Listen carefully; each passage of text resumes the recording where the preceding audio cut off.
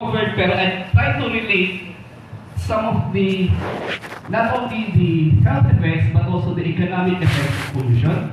Then show you a very short animation about the multimedia transfer of pollution and look at waste management hierarchy, which would be mostly where we talk about. So, generally, pag we produce something, may inputs tayo, we have the process and we have the output. So yung inputs, kumakain tayo ng kung ano na yung kinain natin, ininom natin, and the process, we digest it, and the outputs, yung energy na ginagamit natin, or unfortunately, minsan, medyo nag-accumulate, so nandun sa katawan natin, naiwan. And then, there are the non-product outputs natin, perspiration natin, mga lupa natin, and others that I would not mention dahil tayo ay may nire-record. Baka, nag-live tayo, baka mag-beat tayo. Okay, so, well, Grace gave you this definition. By the way, I'm leaving a copy of the presentation dito. You can just request the organizers for a copy para hindi na tayo mahirapan. Well, Grace gave you a definition, but I'd like to take out this definition, yung PB 984. PB de panahon ng Marcos. Malamang yung iba sa inyo hindi pa pinapanganak ng panahon ng Marcos. Baka hindi pa inabot si Cory.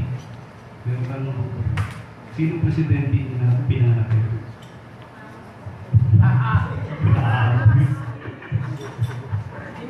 Sino po yung si Magsaysay ko?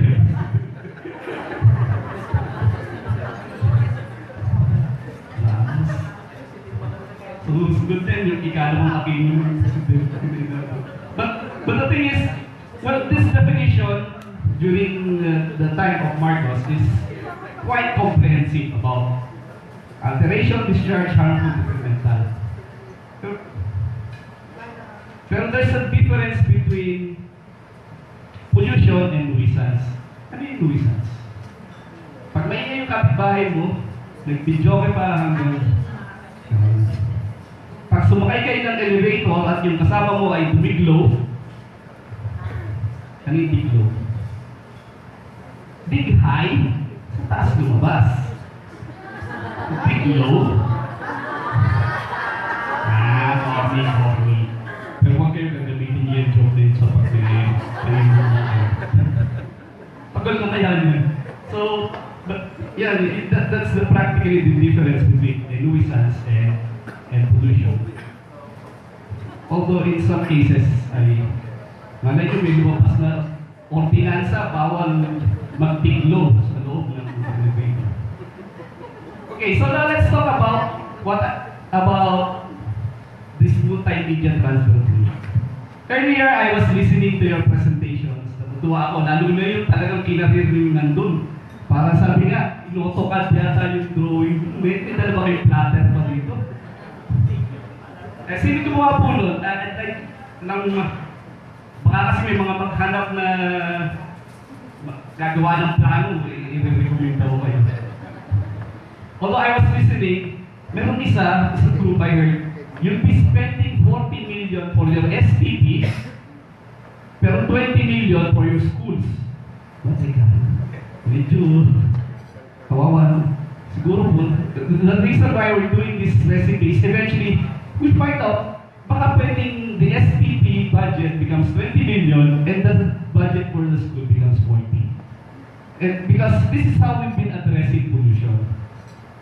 So, pollution, hypothetically, you have a factory, may air pollution. Under the Clean Air Act, you build your air pollution control device.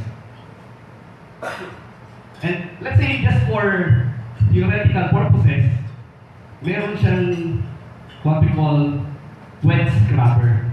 So you have a counter-current flow of water flowing against the air so that the air that you produce is now cleaner.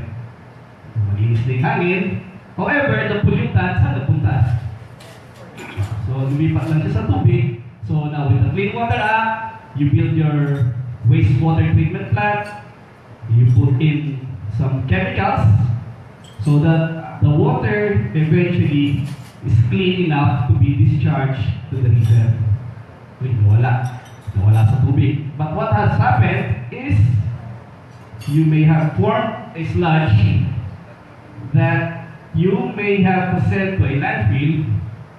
At pag umuulan, kanina may binanggit si Grace about SOx, NOx na nagiging acid. Ang acid, anong ginagamit niya panglinis ng kubeta? Ng tiles. Muriatic acid, which is actually hydrochloric acid. So, pag acid, ibig sabihin, actually hindi nyo nililinis yung tiles nyo. Anong nangyayari? Binubura nyo yung tiles nyo. Dahil unti-unti. Siguro, after some time, after using so much hydrochloric acid o muriatic acid, mauubos yung tiles mo. Pero by that time, siguro naman tumama na rin kayo sa loto, pwede na kayo magpatayo ng bagong sita. So, what would happen with acid rain is it becomes a leaching agent. So, yung leachate niya, tatanggalin yung pollutants na tinanggal mo nung in the first place dito, and eventually could penetrate your groundwater. Tapos yung groundwater mo, you pump it up, and then eventually, iniinom na siya ng babaeng may Adam's apple. Mira, no? Oh, ganda naman nun. Sabihin mo, may Adam's apple. So, but the thing is, what I'm trying to point out here is, even if you spend a lot in investments on this one, and on operating costs on this one, the threat or the risk of the pollutant entering the environment and going into our very system is still very much present. So yun po yung nangyari. Parang nagtayo ka ng 40 million worth na SPP, tapos eventually yung titreat mo, baka hindi pa rin sufficient and it could pollute still the environment. So, let's now refer to how would industries refer to waste. The first definition, coined by 3M company, sabi nila, anything other than the minimum amount of those things described that are essentially to add value to a product. So, kung hindi makakadagdag sa value ng product, waste yan. Parang, kung magagawa ka ng damit, yung lahat ng pagkagawa ng damit, meron ng sukat siya. Of course, meron mga portions na pag pinutol mo. Like if I gave you a pad paper na square, and I ask you to cut out a circle, magagawa niyo bang circle yung buo? Hindi. Of course, there would be some waste. Pero, pag tinignan mo yung definition ng 3M, actually, hindi siya waste dahil it still adds value kasi hindi mo mabubuo yung circle na yun kung wala yung portions na yun. Pero let's say, nagkamali ka doon sa first pad paper na ginupit mo, so yun yung nagiging waste. Now, on the other side, on the other hand, sabi ni Toyota, so anything that the customer is willing to pay for. Kung willing ka magbayad sa Smart or sa Globe ng 5 Mbps na bandwidth speed at sinabi niya na dagdagan mo pa ng 1,000, gagawin kong 0.6, may value pa rin yun. However, anything that does not add value is waste to them. Lagyan ng payong yung kotse para hindi nababasa pag umulan. Would it add value? Or not. Depende rin sa customer. Kung yung customer niya gusto niya may payong at hindi nababasa yung kotse nila pag umuulan, that's it. So now let's go into the definition of resource efficient and cleaner production, or RECP for short. Dati kasi CP lang tawag namin dito, dinagdag yung RECP. Tapos sabi nung kasama kong taga-Cagayan de Oro, kaya mo naman dinagdag yung RECP, yung RE dyan, Reyes Guerra. Kung ano. But it's actually a definition that was coined by the United Nations Environment Program.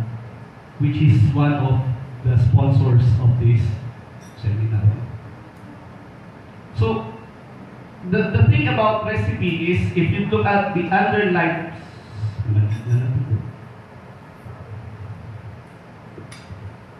you look at this, it's still doing what the end of pipe is doing, reducing risk to humans and the environment. But the other thing is, we increase efficiency. It's practically looking at continuous preventive and integrated methods to produce products, to render services, to undergo processes that would reduce risk to humans and the environment. So yan po yung graphical presentation yan. So, however, you may have attended similar trainings. Kung umattend kayo sa DAP, anyone has attended a training sa DAP, Development Academy of the Philippines. Tawag nila dyan, green productivity. Pag ang sponsor mo, USA, tawag nila dyan, pollution prevention. Pagka mga EU organizations, EU, mahilig sa letter E. So, kaya eco-profitability. So, these are some of the terms. Pag NGO, kausap mo, yan, low and non-waste technology. Actually, Japan now is carrying this, yung zero waste emission. So, complicated. Okay, labas nyo na yung scientific calculator.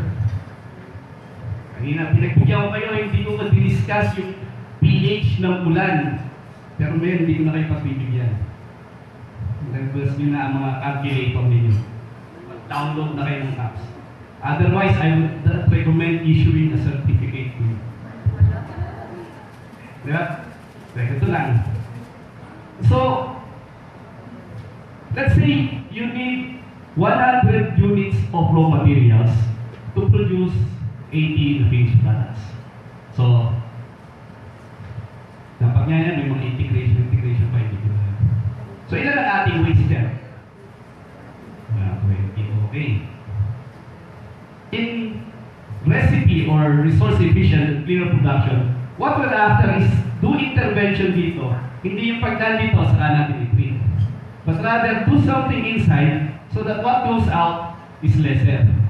So let's say for this discussion lang, ang ginawa ka sa loob, naging 10 na lang siya.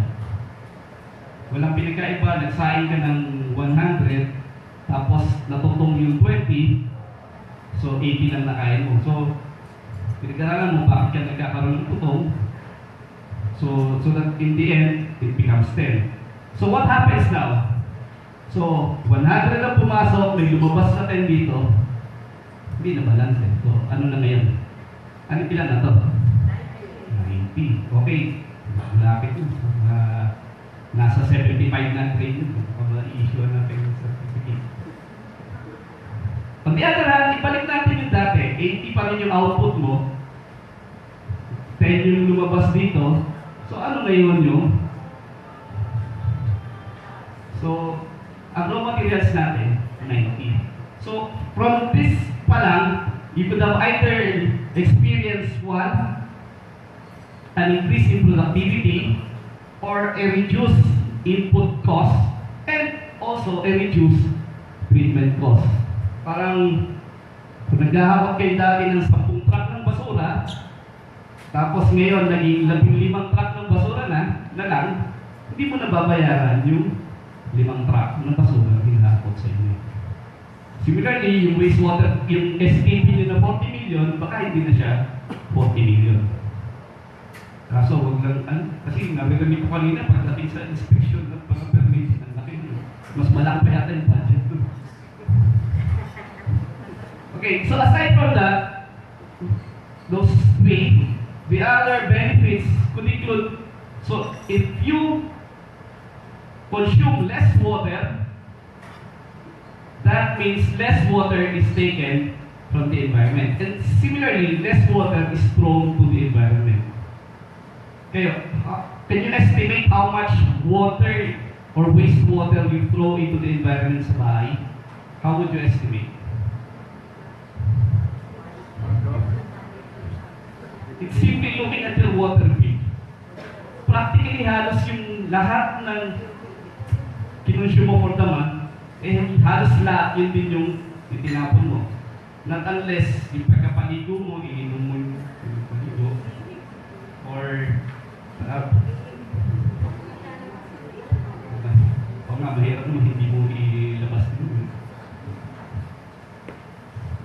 And then, if you are using non-toxic materials in your processes or in your activities, then your workers would not be exposed to those harmful effects. Saka, kung may magdidemanda man sa iyo, konti na lang kasi kailangan. Halimbawa, who's familiar with the movie Erin Brockovich? Siyempre, hindi yun nandun. Diba si Julia Roberts? So sa aming mga lalakihan nun, si Julia Roberts ang maganda nun. Kaso ngayon, hindi na yata. So, kung mas malaki yung damages na isinu para dun sa company dinimanda nila, then maybe kung lesser na yung amount, lesser na rin yung liability. Para bang imbis na bitay, habang buhay na lang. And the rest I'll show you later. So sabi ko, it's applicable to processes. So these are the things that we could do achieve in processes. Less materials, less water, less energy, reduce your use of toxic materials, and eventually reduce what goes out in terms of quantity and in terms of toxicity. Now, as for products, maybe mas magiging sellable yung material mo kasi you're looking at products that would last longer and would have lesser environmental impact. I think after me, meron life cycle thinking lecture, so hindi ko na i-discuss ito. And then, also on services, if you're delivering services, then there could be lesser environmental concerns. So, to do this, how do we achieve RCP, recipe? Ano natin gagawin? So, we do this by following what we call the waste management hierarchy. Ano ba yung sabihin pa ng hierarchy?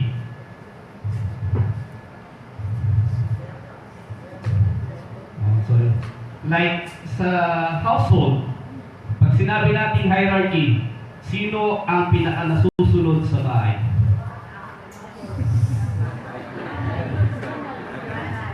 Nanay. Dito, ano sa inyo? Mama, ba? Medyo nanay, mama, ano pa? Ano pa? Pusong anak. Actually, of course, depende. Sa hierarchy sa bahay, typically, ang nasusunod ay yung biyanan. Pero may trump card yan. Ang tatalo lang sa biyanan yung punsong apo. So, yung hierarchy. Kaso kung baby pa yung punsong apo. So, yung biyanan pa rin. Na babae,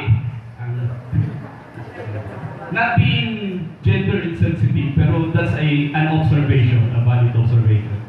Well, hierarchy, meaning, if we're going to manage your waste, we follow this hierarchy. And, kaso, baliktad yung triangle. Meron pang unstable yan. Why? Any idea, any wild idea bakit baliktad ang triangle namin na ginagamit sa representation of waste management hierarchy? While thinking about that, let me see.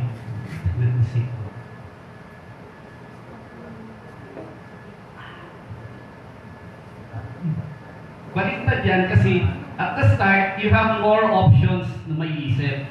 As you go down the hierarchy, ang huli-huli mo na lang, tatapon mo na lang yan.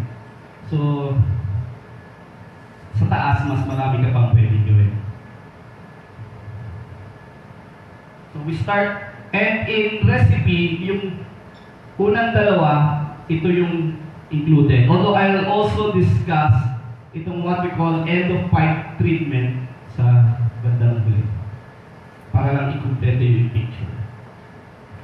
And how do we implement yung source reduction? One, two things. Either we change the product or we change the way we produce the product. Pwede ba yun? Si Chicken Joy na lang ang iserve ni Macdo. So let's look at how product change is done. Of course, product change is looking at lesser ang environmental impact ng product or mag-design for durability. So, mas tatagan. Paano kaya? Anong naging resource efficient and cleaner production dito sa mga lecture ko? Kahit biglo, ngayon, ito na. Tingin nyo, using physics. Ito na, physics na, sabi sa inyo. Siguro naman, kahit pa paano, nasa stock knowledge nyo itong formula na to. Yung sino yung mga engineers? Sa mga architect kayo, nakinig ko, talagang pinagmas na ko. Yung isgera, architect.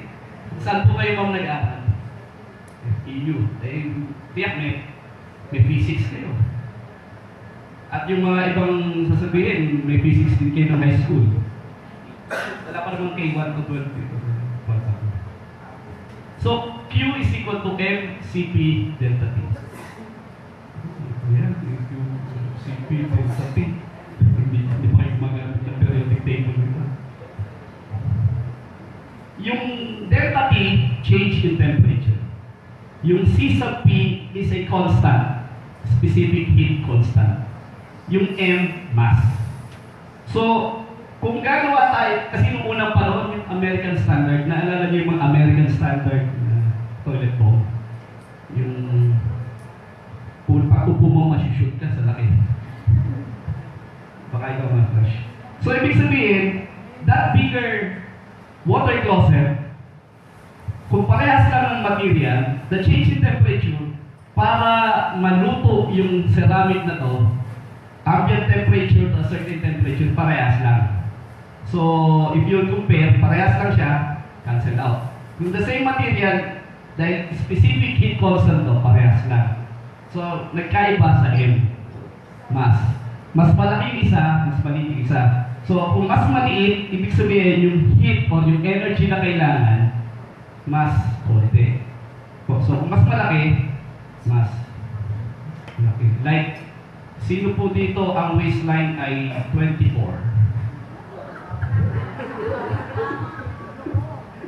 Baliktad po, 42 pala. Di ba? Kunyari nung nag-aaral ka, 24 ka pa lang ang waistline mo. Ngayong panahon na to, 42 na. So you can just imagine yung tela na ginamit para gawing pantalon mo. So that means, sa labas, mas maraming materials kang ginamit, mas maraming materials, mas mahal ang lalabas dun sa pantalon mo. Pag bumili ka ng t-shirt lang, ano ba presyo ng small, medium, large? Medium, kaya ako kahit pa paano nakakatipid. And the other thing, talagang mahirap din tumaba. Let's say, ang waistline ko ngayon ay hindi pwede ibibig, national secret. Tapos, lumaki lang ng 1 more inch yung waistline mo, hindi lang isang pantalon ang bibili mo. Buong wardrobe ang papalitan mo. So, aside from that, may isa pa akong formula i-require sa inyo. Ano yan? Formula for? Ang engineer din. Anong klase? Chemical? Naku ma'am, mag-usap tayo ng chemical lang. Batas na po ang yung CPD, yung Continuing Professional Development, yung CPD. Hindi lang po sa chemical engineering, lahat po ng 42 professions na under ng PRC. So, that's work is equal to force times distance. So, kung yung mas malaki na ganito, at mas maliit, bubuhatin natin from this point to that point, yung distance, parehas lang. Pero yung force, which is the weight of that material, dahil mas mabigat yung mas malaki, mas mataas. So, mas mataas. So, if you're going to transport this, mas mataas, ang gasolina, mas maraming gas or diesel ang i-consume. Parang maghanap tayo, pagbuhatin natin, halimbawa, si ma'am sa kasi sir, buhatin natin pa kayo pag medyo nahihirapan tayo kasi Sir Edward. So, actually, may industrial engineer po ko rito. Ay, o nag-shift na kasi kanina, baka matanong, nag-shift bigla. Wala naman. Sa health department natin, sino po na sa bigla nagka-pro-proan. Bigla lumipat ng department.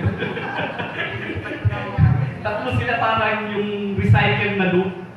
Alam niyo yung recycle? Ang gano'n yung loop. Actually, tawag doon Mobius loop. Nakaturo yung isa doon sa isa, yung isa nakaturo sila, tapos babalik. So, sabi nung sa IE, sabi nila, if you're going to stop this, ilalagay mo ng ayos, mas marami kang space pa pag nalagyan dito. Walang pinagkaiba yung jeep natin, sampuan, kahit ano yung wheel nung sasakay, sampuan pa rin yan. Nakasubok na ba kayong kalahati lang ng wheel nyo nakaupo sa jeep? From crossing po pala yung pabali yung biyahe ko. Okay, ito. Ito another example.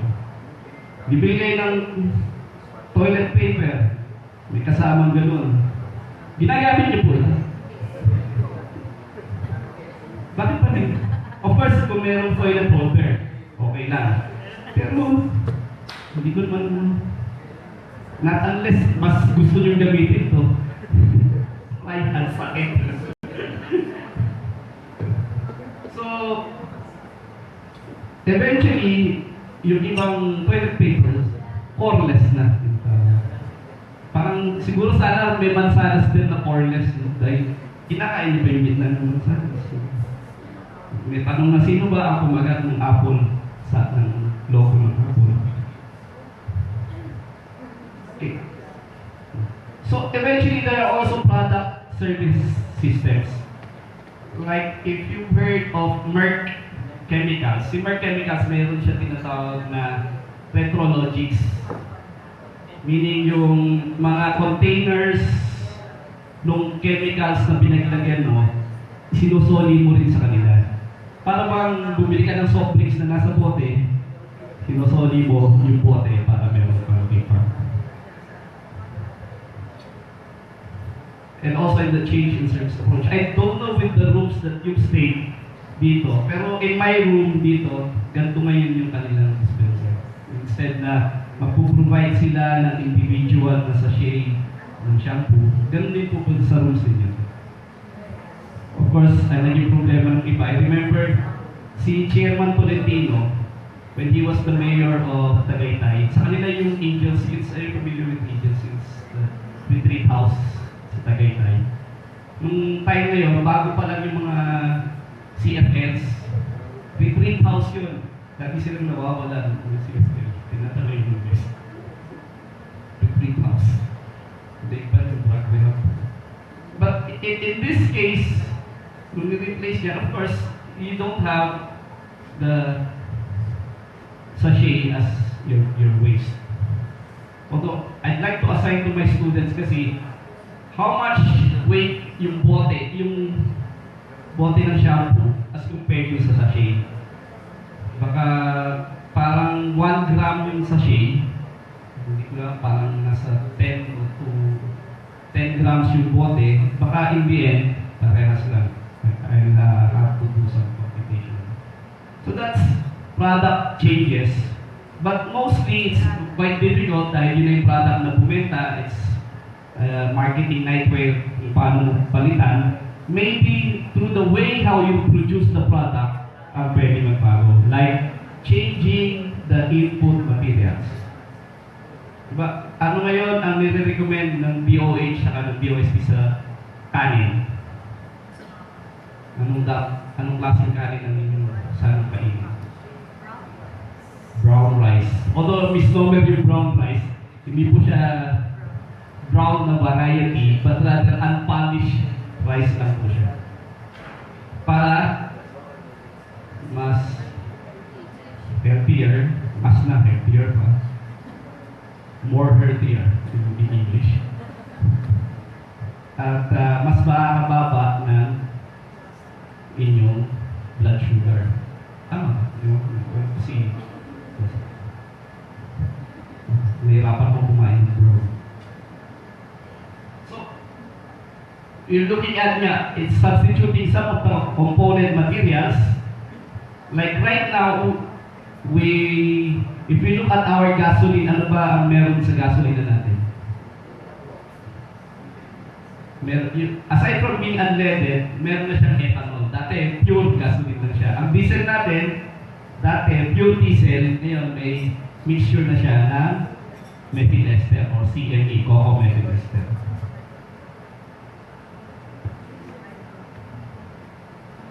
Like, in this case, have you tried yung mga canned line? Anyone from Bicol? Sino pong Bicolano? Talagang purong taga Quezon City kayo pinanganak. O, again, dating taga Bicol, lumipat ng residence. Baka matanong, hindi dala ang table of periodical table. In this case, pero sino po ang kumakain ng laing? Mami. Basta pagkain, maasahan kayo. Yung laing, pero we notice na yung laing pala, depende rin sa lugar. Sa Baguio po, anyone nakapunta na sa Baguio? Sino nakapunta na Baguio? Sino gusto sumama sa Baguio? Okay, nandiyan yung bus. Sakay na tayo. Diba, in Baguio, nakita namin, ang kinakain nila yung stalk, hindi yung dahon. Of course, if you go to Bicol, ang kinakain nila yung dahon. If you go to Pampanga, ang kinakain nila both the stalk and the dahon. Now, in this case, ang kailangan lang talaga nila yung dahon. And yung dahon, pag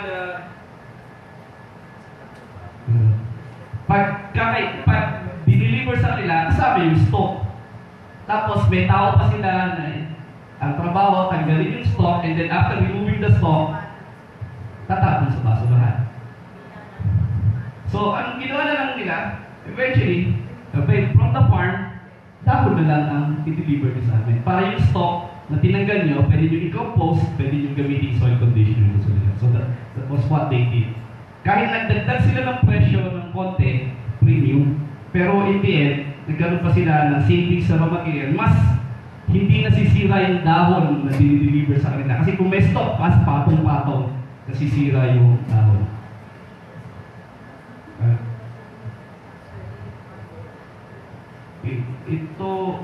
Ito nalilito ko kung Florence Foods to eh. Hindi ko lang kung ito ay sa Quezon City o Caloocan. Gandang lugar na lang. Okay, sinong pakain ng nata? Siyempre, alam ko na, ang kahinaan ng mga taga Quezon City. City Hall pagkain. Yung nata, pag ginawa mo yung nata, ay may pH. Ano ba yung pH? Mamaya na natin review yung pH. Pag may type 5, review natin yung pH. But the thing is, sinabi nga ni Grace, pag 7 pababa, medyo acidic, pataas ay basic. Ang sample ng basic ay liquid sosa. Ang sample ng acid ay muriatic acid. Anong mangyayari pag pinagsama mo ang acid at base?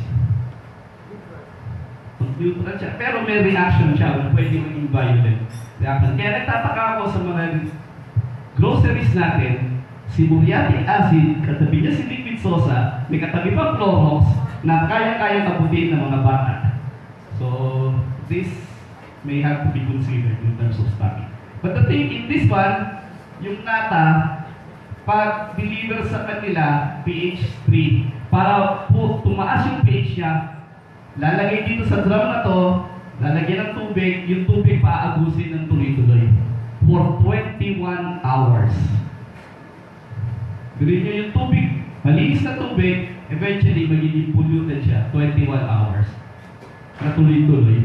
So what they did, yung nata na dating sinusupply sa kanila, inilagay po sa basket centrifuge.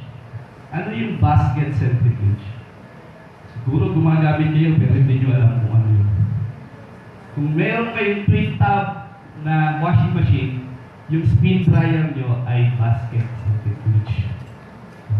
Kasi baka sumali kayo sa mga game shows, ano yan? Nag-survey kami ng 100 na katao tungkol sa washing machine. Anong parte? Ang una nila, ang kanilang mga naisip. Spin dryer or basket centrifuge. Services, ang ginawa nila, dahil ganun na, napanggan na yung acidity niya. So in the end, hindi na sila gumagamit ng tubig para ibaba. So that's a reduction of 4,320 cubic meters of water per year. Ilang swimming pool kaya yung mapupuno. Okay, however, minsan we need to change the technology. Pwedeng simple lang, pwedeng layout lang, or pwede talaga palitan na yung mismo. Like the case of this electroplating plant na in-assist namin nun, ganito po ang flow ng material sa kanila. Okay lang. Tapos gano'n. Kung ikaw yung materials, mahihilo ka. So, we found out na ito palang portion na to ay pwede naman nating ilipat doon. So that the flow of materials ay wala pong pinagkaiba. Kung meron kayong lababo, refrigerator at stove, paano po ang pagkakasunod-sunod niya? Okay, kasi paglabas sa ref, lalagay mo sa lababo para grease, tapos lalagay mo lulutuin. Plus, ano pa, syempre, hindi mo pagtatabihin si ref sa si stove dahil isang cooling appliance, isang heating appliance. Nag-aaway po sila.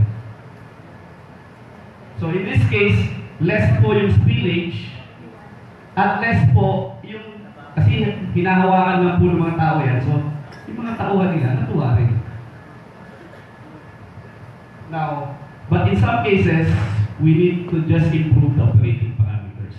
So pakilabas na po ang inyong periodic table at gagamitin na natin. Dahil ang pag-uusapan po natin, ay hindi pa pala dyan.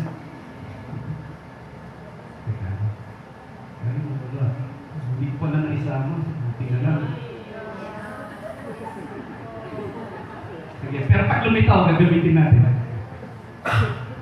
Now, or maybe changing the technology, sino po nakasubok na mag-spray paint? Diba pag spray paint ka, mas marami pang pintura na tapon kaysa napunta doon sa iyong ipipintura. Tapos minsan, kasi naggagawa po ako ng, sino po ang mahilig sa scale model? Sino may gumagawa pa rin ng scale model? Kasi naggagawa ko scale model, spray gun yung ginagamit ko. Minsan pag spray ko, hindi ko na i-check sa akin pala nakaharap yung butas. So pero practically, mas marami pa yun. So, what has been used now by industry ay yung tinatawag nating high volume, low pressure spray gun. This is opposite doon sa ginagamit naman sa mga car wash. Yung sa car wash, low volume, high pressure. So in this case, konti lang yung buga para konti lang yung wastage. And in this case, they were able to reduce the paint that they use by 600 liters per year. So yung na-reduce nila yan, practically, ito yung dapat na tumapon. So of course, technology change. May mga sa bahay-bahay. May ganito po ba kayo sa bahay? Diba?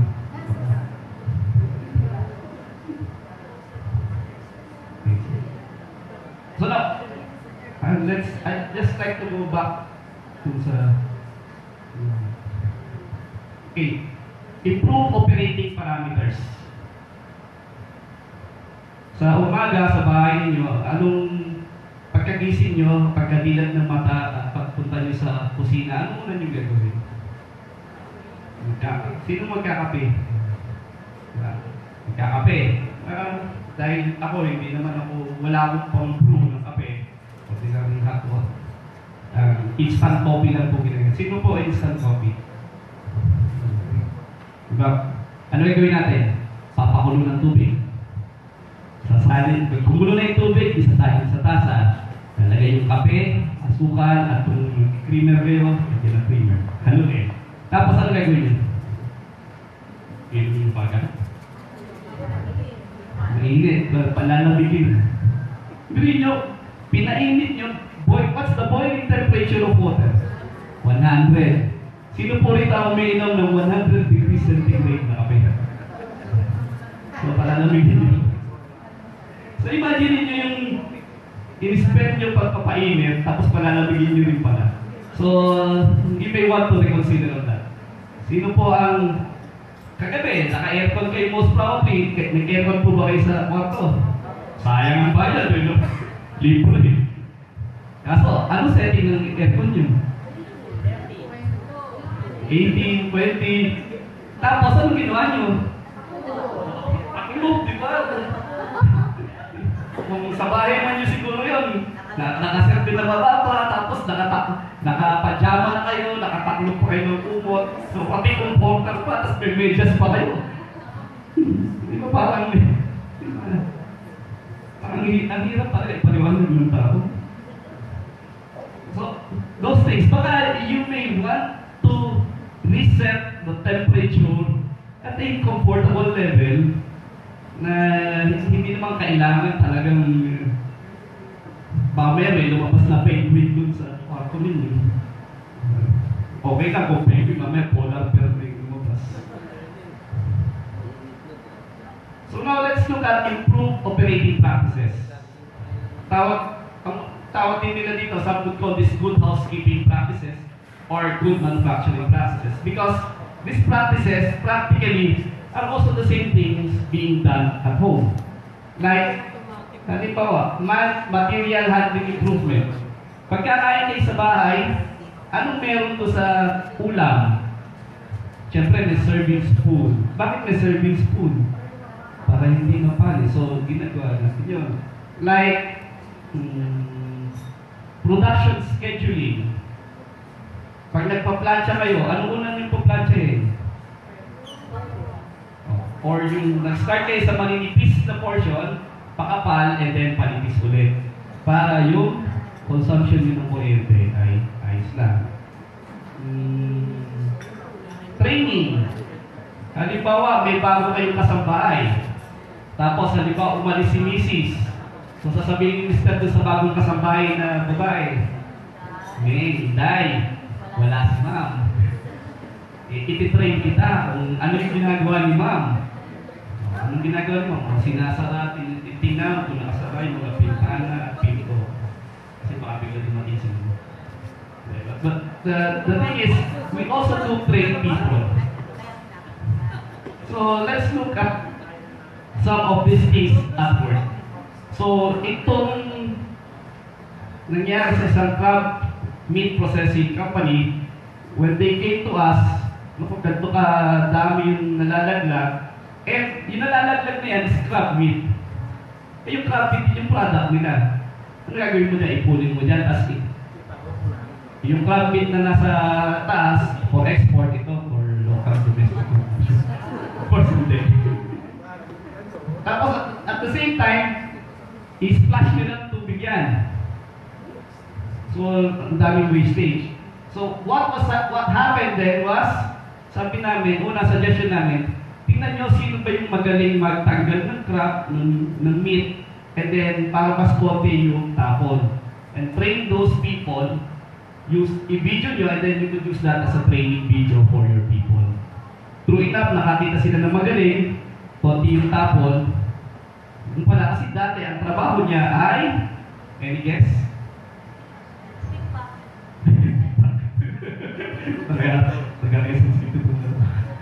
Dati po siya manikurista. Kasi, magaling yung... So, plus, they use this squeegee. Squeegee parang yung sa wiper sa windshield ng kotse para i-push kung meron man natapon. So, konti na yung tapon, pero may tumatapon pa rin. So, yung natapon na yun, squeegee na. So, practically almost dry cleaning. So, in the end, nakasave sila na-meet nila yung requirements nila sa EMB at the same time, nakasave sila sa tubig, sa chemicals, kasi yung tubig nila, tinitreat pa ng chlorine. So, and lesser yung spillage. And then, the other one is posting signages. Although kahit may nakapost. Parang, nung unang pang nakita ko, sabi ni Grace, multa, bawal magtapon ng basura dito, multa, 1,000 pesos, PDA 565. Tapos pag tingnan mo, nasa yung basura? Pero may study ang isang psychologist, hindi psychiatrist, na kailangan na mag-treat ng psychopath.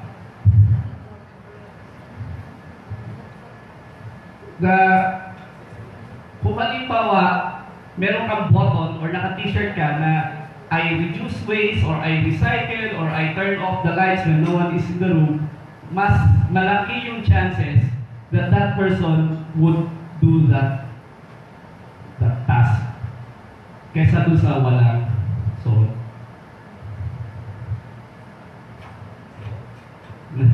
Walang suot na pinpost. Okay, kung wala kang suot, papakain mo yung ilaw.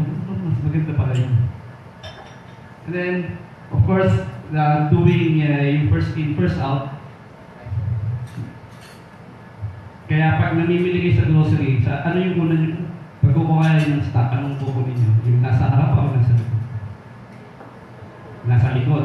Kasi baka yung mas fresh. Yun yung akala nyo. Naalam na rin nung nag-stock up na kinukuha nyo yung muna sa likod. Kaya nilalagay din sa harapan yung mas bago. So,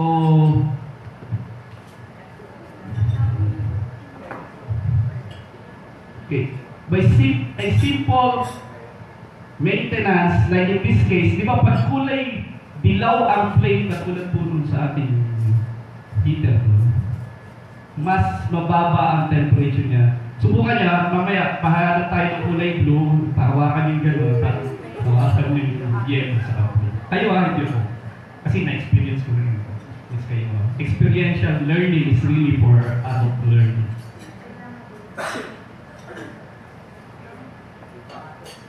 Kayo mga kasama niyo, tingnan niyo lagi kung may peknat sa ulo. Yan yung mga malilibot ng bata. Ay, meron ba? Sorry po. So, like in this case, by simply cleaning the burner, ay naging blue. Dating yellow, naging blue. So, and doing that means mas mainit siya, mas madali siya makakaluto. Yung preventive maintenance. Kasi sa akin, like, it happened sa office. My office mates were complaining to me, sabi, "Sir, mag-init na dito sa kwarto natin, bakit ganun?" Pag-angat ko ng aircon, pag-tingin ko ng filter, wala na. Wala na makita kasi. Tapos, sabi ko, hindi nyo kasi nililinis ang filter nyo. Nilinis. Sir, ang lamig naman sa kwarto natin. Hindi. Reset nyo yung thermostat. So, of course, strict segregation, waste segregation. Pag waste segregation, alam naman natin, yung may patapon na. Pero pag strict segregation, wala pong pinagkaiba yan. Pag naglalaba kayo, anong ginagawa nyo? Hiwalay ang color sa puti. Bakit? Baka mansyahan ng puti yung tricolor nyo. Kasi kung ginamitan nyo kaya ng Clorox yung puti, mamansyahan nyo. Hindi nyo. So, pinakapag ko po yun. Kasi kilala ko po yun eh. Ayaw ko na i-reveal yung sarili niya. 20,000 pa yata yung picture niya. So, when we do train people, ang importante po, hindi natin sinasabi na you do this step 1, 2, 3, 4, 5, 6, 7, 8, 9, 10. But we tell them, bakit una yung 1, bakit susunod yung 2, 3, 4, and 5. Para, kasi pag hindi natin tinuro yung gano'n, anong gagawin nila? 1, 4, 7, 10. Yan ang gagawin nila. Di ba kaya, bata pa kayo, sabihin ng magulang nyo, uwi ka maaga. Wala na, basta sinabi uwi ka maaga. Anong gagawin nyo? Uwi ng umaga o uwi. Klase talaga. Diba? So, on recycling, meron tayong tinatawag na either you use or reuse. You always hear of the words 3 R's. That's reduce, reuse, and recycle. At huwag niyong, sana huwag niyong pagkakaluhaluin. Una talaga yung reduce. As much as possible, you reduce by either not generating the waste or minimizing the waste you generate. And if you generate a waste, baka pwede immediately i-reuse mo yung waste. Parang reduce sa kanin. Kung magsasayang ka, as much as possible, yung eksakto lang yung isahin mo. Or kung pwede, huwag ka na kumain ng kanin para hindi ka na... Pero yung mga nandito, mga growing kids pa to, kulang siguro isang kaldero. May office mate kasi ko 1990 pinanganak. So, kumain yun. Nadami. So, pero kung sumobra yung kanin mo, sinain, anong gagawin mo? Sayang mo, that's recycling. Yung reuse, kainin mo yung bahaw. So, that's reuse. Kasi pag nag-recycle ka, most probably, meron kang additional resources na gagamitin to use that, to do that. Now, also, meron term na reuse sa use. Just to differentiate, yung reuse, kung ano yung original purpose niya, so yung kanin na sumobra, kakainin mo ulit, bahaw. Pero if you're going to reuse it, naalala ko ng elementary ako, nire-reuse namin as pagdikit. Didikit mo yung assignment mo dahil wala kang place. And then the other thing is, ito, medyo offside, is reclamation. Meaning, di ba, binuha yung sobrang kanin nyo, gagawin kanin baboy. So, nire-reclaim niya. Pero, or yung papel, yung fibers ng papel, i-reuse, dadalhin ulit sa paper mill. Like in this case, sa PE processing, yung shell, ginamit nilang panggatong para on-site na gamit nila. Now, some other ways of doing things is doing 5S. Sino po nagpa-practice ng 5S?